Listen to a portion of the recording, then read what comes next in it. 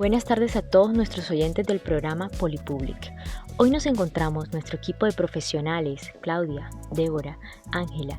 y yo, Anarel García, con una invitada muy especial, Juana Cortés, líder comunitaria, quien nos estará acompañando y conversando con nosotros sobre políticas públicas y su relación con la psicopedagogía.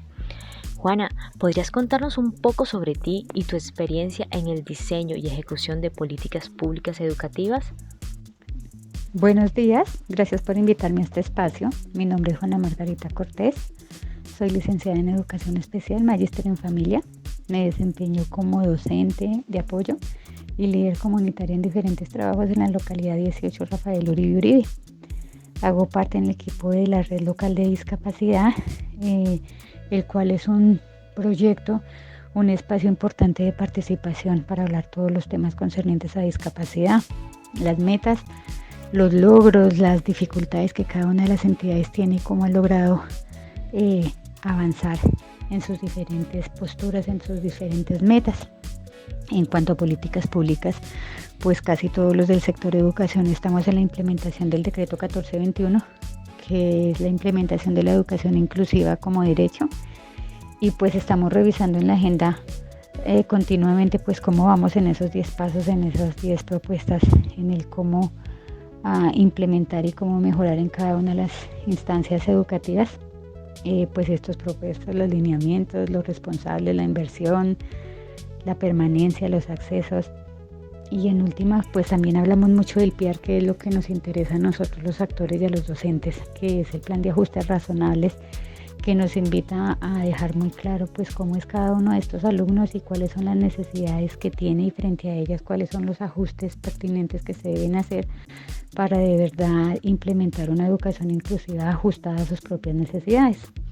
Entonces pues siempre es una tarea grande, donde en el día a día pues vamos hablando y vamos construyendo estos documentos y este proceso bastante largo, diferenciando pues cada una de las discapacidades. No es lo mismo pues la discapacidad intelectual, que es en la que yo me muevo, y pues los demás equipos que hablan de discapacidad motriz o psicosocial, pues cada uno tiene sus retos. Entonces pues es un espacio interesante donde vamos construyendo, donde vamos estableciendo alianzas, donde se plantean estrategias, vamos haciendo un reconocimiento normativo y pedagógico de todo lo que tiene que ver con discapacidad, y pues esto nos permite actualizarnos en cada una de estas reuniones, intercambiar como estrategias y metas para más adelante de todas estas reuniones, de todas estas dudas y estos debates, pues las representantes locales pues van a la reunión a trabajar en el nivel central para complementar el trabajo, visibilizar y decir, bueno, cómo se está materializando todo este decreto 1421 ya a nivel distrital, cuando se va a trabajar en la mesa local distrital y hacer las evaluaciones pertinentes y revisar, pues bueno, cómo vamos y cuáles modificaciones se deben hacer. Ha sido bastante interesante, pero también ha sido interesante tener este decreto, ¿no? O sea, tener una base sobre la cual discutir, sobre la cual avanzar, mirar si los pasos, los lineamientos. De hecho, el mismo PIAR discutíamos cómo hacerlos y cómo es pertinente de acuerdo a cada una de las discapacidades, y que nos sirva a todos para entendernos y para avanzar. Entonces, pues ha sido un ejercicio político, educativo bastante interesante.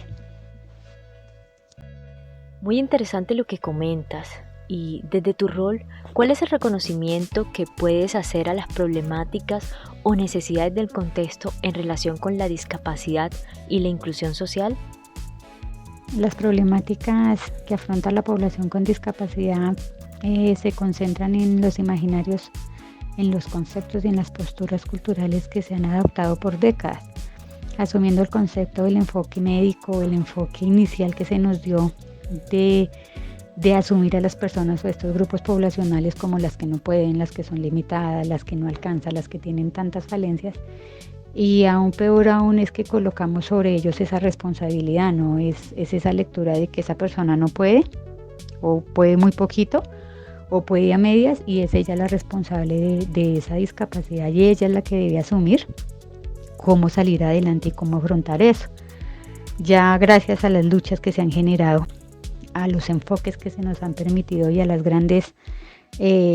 en los grandes ejercicios pedagógicos y de derechos humanos, pues hemos visto que esto ha cambiado un poco. Sin embargo, hoy por hoy, más en nuestro país, pues es normal que cualquier persona que se le hable de discapacidad sensorial, intelectual, motriz, psicosocial, pues lo primero que van a decir es el que no puede, el que no sabe. Aún se siguen manejando ese tipo de etiquetas.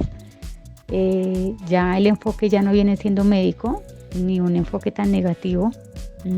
sino ya venimos a hablar de un enfoque de derechos humanos que nos invita a pensar de una manera diferente, donde todos somos sujetos plenos de derecho y donde somos seres sociales y por ende pues la sociedad también tiene responsabilidades, la sociedad también tiene que mirar cómo soluciona las necesidades de cada una de sus comunidades, y es ahí pues donde entramos a ver muchas falencias desde el entorno, pero también la posibilidad de ya hablarlo claro, cosa que no se hacía antes, ¿cierto? Que se necesita, que se debe cambiar, cuáles son las adecuaciones de acuerdo a cada tipo de discapacidad, puesto que no podemos hablar, no podemos generalizar. Ese es algo importante porque no se puede hablar de una discapacidad porque son varias y cada una tiene unas necesidades, unas prioridades, unas problemáticas propias, y la sociedad pues exige, ¿cierto? Nosotros estamos en la responsabilidad de mirar desde cada una de esas falencias y necesidades, bueno, cómo es la ruta, cuál es el plan de mejora, cuál es el PIAR, cuáles son los responsables, qué aplicación se le da a cada una de estas necesidades y cuál es el impacto también económico que tendría que hacerse. Sin embargo, pues la barrera más grande que tiene la discapacidad siempre está en el contexto social, ¿cierto? Cada día estamos en una situación más difícil, es totalmente competitivo el ejercicio que hacemos a diario, entonces pues vale más el que más logre, el que más pueda logros obtener, el que más alcances pueda dar, el que más pueda demostrar, y por ende pues en la discapacidad el obstáculo lo pone siempre la misma sociedad y por ende pues no tienen los mismos logros y es aún más difícil para ellos. Los obstáculos están ahí a la orden del día desde que se levantan, en cualquier situación que quieran desarrollar. Obviamente es más difícil para ellos y sus familias o cuidadores. La idea es que desde este enfoque de derechos humanos pues se puedan mirar las redes de apoyo, se pueda mirar que la sociedad debe ejercer sus responsabilidades frente a cada una de las comunidades y pues esto vaya cambiando día a día. Finalmente las políticas públicas, si bien se quedan corticas con las necesidades, pero de alguna manera ayudan a visibilizar y ayudan a hacer entender que ahí hay un grupo poblacional que tiene unas necesidades y que hay unas rutas que seguir y que proponer para al largo, corto o mediano plazo pues poder solventar alguna de estas necesidades, sobre todo en el contexto social, para pues poder hablar de un proyecto de calidad o un proyecto de calidad de vida de nuestras poblaciones con discapacidad, sus familias y sus cuidadores. Así es, Juana, muy relevante la visibilización que mencionas y todos los cambios que cuentas con relación a la política. Pero, y con respecto a los antecedentes de proyectos o políticas públicas que apunten a atender la situación, ¿qué nos puedes comentar? En cuanto a los proyectos o política pública que pretende atender la situación, pues en este momento el que más estamos trabajando en el sector educativo, sobre todo es el decreto 1421, es el marco de la implementación de la educación inclusiva, donde nos da una base completa y abre la posibilidad de tener a nuestros estudiantes en las instituciones educativas. Pero ¿cómo? ¿Cierto? La educación siempre ha sido un derecho, pero en ese derecho no especificaba, no daba luces de cómo debería ser. Entonces pues era muy difícil que los chicos accedieran a este derecho, y en las instituciones pues también era difícil entender, bueno, cómo se hace, cuál sería la ruta, desde dónde, cómo camino y cómo avanzo. El decreto 1421 pues como que materializa esa ruta, nos explica cómo se debe hacer, qué se debe tener en cuenta. Es de aplicación nacional, cuáles son los responsables, nos habla de los recursos, las líneas. Bueno, hay diferentes aspectos donde nos ayudan a entender mejor esa dinámica, y pues tiene un derrotero que supuestamente inicia desde 2017 al 2022, pues ya tendremos que dar cuenta de que se ha avanzado en la educación inclusiva, de que en qué parte del proceso vamos, de cómo nos hemos cualificado y cuáles son los ajustes pertinentes que hemos hecho en cada una de las instituciones y con cada uno de nuestros estudiantes, para pues ya dar fe y hablar de calidad y bueno, qué hemos alcanzado, qué hemos logrado y si es necesario cómo podemos cualificar este decreto 1421 ya en la marcha, ya con el conocimiento de lo que se está haciendo en cada una de las instituciones. Entonces, pues bueno, ha sido un derrotero, ha sido una lucha, pero ha sido bastante interesante tener una base de trabajo, tener una ruta posible para nosotros los educadores, para los líderes sociales, para las madres, las familias y los cuidadores, y entender que si hay un lugar, hay una ruta y hay una posible tarea para hacer con nuestros estudiantes y la idea es cualificarla. Y ha sido un proceso interesante también de aprendizaje al compartir cada uno de los procesos y en cada una de las discapacidades. Es muy importante todo lo que nos expones, pero por último, ¿qué reflexiones y propuestas consideras para mitigar la problemática? Frente a las reflexiones de las problemáticas de la población con discapacidad, definitivamente creo que los retos más grandes es en el trabajo social, ¿no? Es cambiar esos imaginarios, esos conceptos que tenemos, unos conceptos quizás médicos y negativos, a pensarnos de manera positiva, a entendernos que somos sujetos de derecho, a que reflexionemos cada uno, incluso al interior de las familias. Las familias también vienen con una carga y con unos conceptos de limitantes, donde no se les permite tomar sus decisiones, hablar, avanzar, sino que también en aras del cuidado y de ayuda pues se frenan muchos procesos. Definitivamente la sociedad en general tiene que permitirse la reflexión, el debate, el aprendizaje,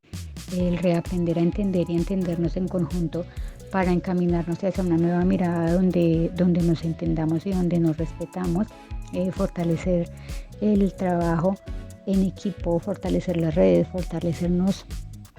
como equipo humano y profesional, porque nos necesitamos. Es importante la voz del psicólogo, es importante la voz del pedagogo, del médico, de los terapeutas, es importante la psicopedagogía, la enfermería, los espacios de recreación, porque eso somos y en eso nos consolidamos cada uno. Somos todo un grupo de profesionales que desde nuestras lecturas y desde nuestro saber podemos aportar. No podemos seguir separando por un lado a psicología, psiquiatría, pedagogía, y cada uno en la corcha de retazos va pegando pedacitos, sino entendernos desde una mirada humana, ¿cierto? Desde un enfoque completo, desde el mismo enfoque todos, desde los derechos humanos. Tenemos los mismos derechos, tienen los mismos derechos, tienen derecho a la calidad de vida, tienen derecho a la salud, a la educación, al trabajo,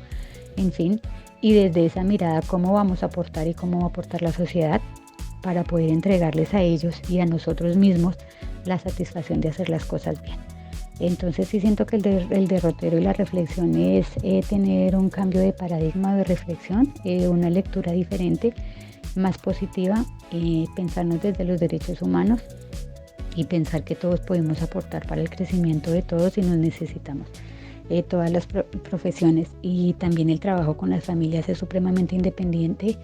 y necesario para entendernos, para mejorar, para avanzar, para evaluar cada una de las problemáticas y en conjunto salir adelante. No podemos generalizar los grupos poblacionales ni tampoco las discapacidades, o cada uno de ellas necesita un estudio, necesita un debate, necesita una comprensión y de la mano de las familias y las diferentes redes de apoyo profesionales es que lo vamos a lograr. La política pública pues también nos da unas luces, claro que sí, pero somos nosotros, el recurso humano, el que lo va a lograr. El que con el debate, con investigación, con indagación, con análisis, con valoraciones acertadas, con retos y con una articulación desde una sana comunicación, pues vamos a lograrlo. Entendiendo que las familias pues son nuestras grandes aliadas para apoyar y sacar adelante a nuestros chicos con discapacidad. Gracias, Juana, por todos tus aportes como líder y profesional. Consideramos que das claridad a nuestros oyentes y logras sensibilizarlos con relación a la necesidad e importancia de contribuir a una sociedad más empática e incluyente. Esperamos tenerte en una próxima emisión de nuestro programa.